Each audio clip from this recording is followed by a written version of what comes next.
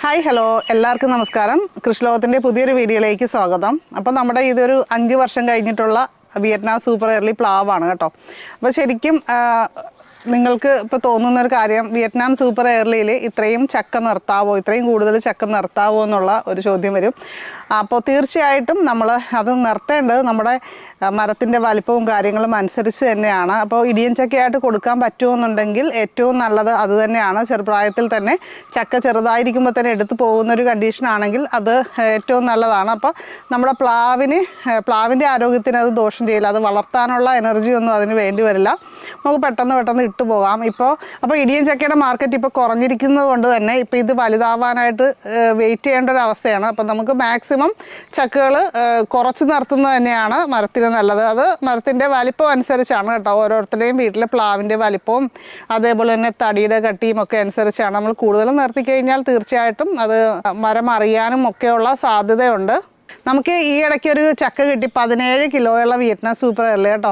അപ്പോൾ ആ ചക്ക അത്രയും വലുതായിട്ട് കിട്ടിയത് ഇതേപോലെ ചക്ക നിർത്തിക്കഴിഞ്ഞാൽ ഒരിക്കലും അങ്ങനെ കിട്ടത്തില്ല. അങ്ങനെയുള്ളൊരു പ്ലാവിൽ നിന്നല്ല അത് കിട്ടിയത്. വളരെ കുറച്ച് എണ്ണമുള്ള ചക്കയുള്ള പ്ലാവിലാണ് നമുക്ക് അതേപോലെ കിട്ടുന്നത്. അപ്പോൾ അതേപോലെ വലിയ ചക്ക പഴുത്തതാണ് നമുക്ക് ആവശ്യമെങ്കിൽ നമ്മൾ അത് കുറച്ച് നിർത്തിക്കഴിഞ്ഞാൽ ചക്കയുടെ എണ്ണം ക്രമീകരിച്ച് കഴിഞ്ഞാൽ നമുക്ക് നല്ല വലിയ ചക്ക, വലിപ്പമുള്ള ചക്ക നാടൻ ചക്കയിൽ ഉണ്ടാകുന്നത് പോലുള്ളത് തന്നെ കിട്ടും കേട്ടോ.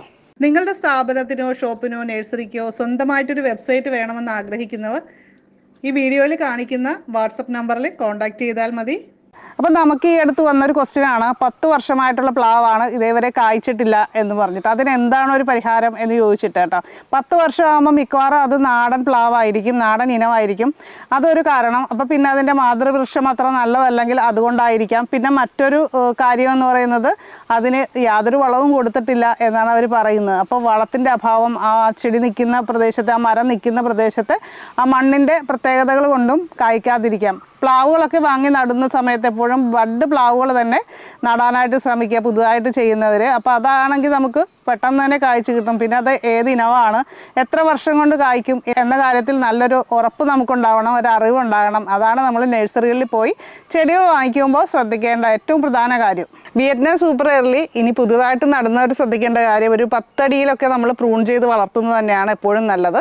അപ്പോൾ ഒരുപാട് ഹൈറ്റിലേക്ക് പോകാതെ നമുക്കതിനെ ചെറുതായിട്ട് വളർത്താൻ പറ്റും. അതേപോലെ തന്നെ ഈ തടിയിൽ നന്നായിട്ട് വെയിൽ കൊള്ളാനും അതേപോലെ തടി നന്നായിട്ട് വണ്ണം വെച്ച് കിട്ടാനും സഹായിക്കും. അതേപോലെ തന്നെ ശിഖരങ്ങൾ ഒരുപാട് മുകളിലേക്ക് പോകാതെ അത് പടർന്ന് വളരുമ്പോൾ നമുക്ക് ഈ ഒരു തടിയിൽ തന്നെ കൂടുതലായിട്ട് ചക്ക ഉണ്ടായി കിട്ടും. വിയറ്റ്നാം സൂപ്പർ എയർലിയിൽ തന്നെ പൊതുവെ അങ്ങനെ തന്നെയാണ് കാണുന്നത്. മുകളിലേക്ക് പോയി ശിഖരങ്ങളിൽ ഉണ്ടായി കഴിഞ്ഞു കഴിഞ്ഞാൽ അത് ഒടിയാനുള്ള സാധ്യതയും ഉണ്ട്. അപ്പോൾ നമ്മൾ പ്രൂൺ ചെയ്ത് വളർത്തുന്നതാണ് എപ്പോഴും വിയറ്റ്നാം സൂപ്പർ എയർലിയെ സംബന്ധിച്ചിടത്തോളം നല്ലത്. വിയറ്റ്നാം സൂപ്പർ എയർലി പ്ലാവിൻ്റെ ഏറ്റവും വലിയ പ്രശ്നം തന്നെയാണ്, അല്ലെങ്കിൽ ശത്രു തന്നെയാണ് ഫംഗസ് ബാധ. ഫംഗസ് ബാധ തടയാനായിട്ട് നമുക്ക് പല കാര്യങ്ങൾ ചെയ്യാം.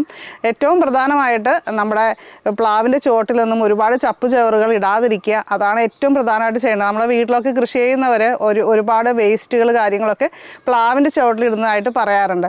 അപ്പോൾ അതൊരിക്കലും ചെയ്യാൻ പാടില്ലാത്തൊരു കാര്യമാണ്. പിന്നെ പ്ലാവുകൾക്ക് നമുക്ക് എപ്പോഴും ഫംഗിസൈഡ് കൊടുക്കേണ്ടത് ഒരു ആവശ്യമുള്ളൊരു കാര്യം തന്നെയാണ്. മാസത്തിൽ ഒരിക്കലെങ്കിലുമൊക്കെ ഫംഗിസൈഡുകൾ കൊടുക്കുന്നത് നല്ലതാണ്.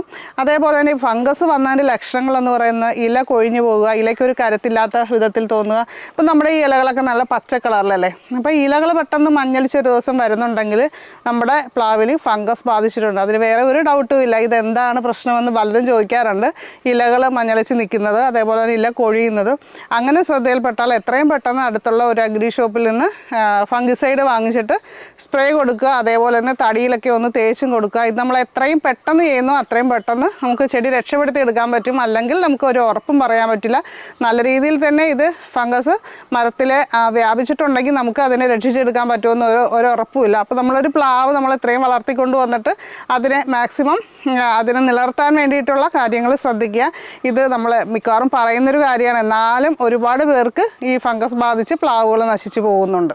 ചക്ക ഉണ്ടായിട്ട് അതിൽ കായ്ച്ച് കൊത്തി നശിച്ചു പോകുന്നു, ചെറുതിലെ തന്നെ നശിച്ചു പോകുന്നു എന്നൊക്കെ ഓരോരുത്തർ പറയാറുണ്ട്. അതിന് നമുക്ക് കവറിട്ട്, പോളിത്തീൻ കവർ ഹോളുള്ളതൊക്കെ വാങ്ങിക്കാൻ കിട്ടും. അപ്പോൾ അത് ഉപയോഗിച്ച് കെട്ടി വെച്ച് കഴിഞ്ഞാൽ ആ ഒരു പ്രശ്നം നമുക്ക് തടയാനായിട്ട് നല്ല രീതിയിൽ തന്നെ സാധിക്കുന്നതാണ് കേട്ടോ.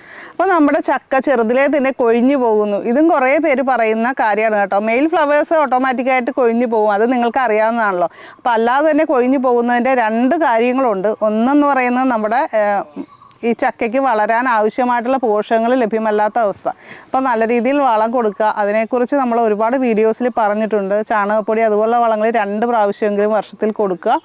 അതേപോലെ തന്നെ ബ്ലൂം നൈട്രോക്കിംഗ് സ്പ്രെഡോൾ അതിൻ്റെ കോമ്പിനേഷനാണ് നമ്മളിവിടെ നമ്മുടെ തോട്ടത്തിൽ കൊടുക്കാറ്, സ്പ്രേ ചെയ്ത് കൊടുക്കുക. അതുകൊണ്ട് തന്നെ കാരപ്പ് അതുപോലുള്ള പ്രശ്നങ്ങൾ, ഉള്ളിലെ കാരപ്പൊക്കെ ഇല്ലേ, കറുത്ത കളറിൽ വരുന്ന അവസ്ഥ, അങ്ങനത്തെ പ്രശ്നങ്ങളൊന്നും നമുക്കിവിടെ ഇപ്പോൾ ഇല്ല. അതിൻ്റെ കാരണം നമ്മൾ അതുപോലുള്ള വളങ്ങൾ കൊടുക്കുന്നത് കൊണ്ടാണ് കേട്ടോ. അപ്പോൾ പിന്നെ നമുക്കൊരു കാരണം ഇതുപോലെ കൊഴിഞ്ഞു പോകാനുള്ള ഒരു കാരണമെന്ന് പറയുന്നത് നേരത്തെ നമ്മൾ പറഞ്ഞതുപോലെ ഫംഗസിൻ്റെ പ്രശ്നങ്ങളുണ്ടെങ്കിൽ ഫംഗസ് വന്നിട്ട് കൊഴിഞ്ഞു പോകും. അങ്ങനെയാണെങ്കിൽ നമ്മുടെ ചക്ക ഒത്തിരി കൊഴിഞ്ഞു പോകും. പിന്നെ അതിൻ്റെ ആരോഗ്യം, ചെടിയുടെ ആരോഗ്യം അനുസരിച്ചാണ്. അപ്പോൾ നല്ല വളങ്ങൾ കാര്യങ്ങളൊക്കെ കൊടുത്ത് നിർത്തി കഴിഞ്ഞാൽ അത് ചക്ക നിലനിന്ന് കിട്ടാനുള്ള സാധ്യത കൂടുതലാണ്. ഇതാണ് നമ്മൾ മെയിനായിട്ടും ഏറ്റവും പ്രധാനമായിട്ട് പ്ലാവ് വളർത്തുമ്പോൾ ശ്രദ്ധിക്കേണ്ട കാര്യങ്ങൾ. അപ്പോൾ ഇന്നത്തെ വീഡിയോ നിങ്ങൾക്ക് ഇഷ്ടമായിട്ടുണ്ടെങ്കിൽ ലൈക്ക് ചെയ്യാനും കമൻറ്റ് ചെയ്യാനും മറക്കരുത്. ചാനൽ ആദ്യമായിട്ട് കാണുന്നവരാണെങ്കിൽ ഒന്ന് സബ്സ്ക്രൈബ് ചെയ്യുക, ബെല്ലൈക്കൺ ക്ലിക്ക് ചെയ്തിട്ട് ഓളൊന്ന് സെലക്ട് ചെയ്യുക. ഫേസ്ബുക്കിൽ കാണുന്നവരാണെങ്കിൽ ഫോളോ ചെയ്യുക. അപ്പോൾ നിങ്ങളുടെ വീട്ടിൽ പ്ലാവുണ്ടോ, ഏതിനമാണ് എന്നുള്ള കാര്യങ്ങളൊക്കെ കമൻറ്റ് ചെയ്യുക കേട്ടോ.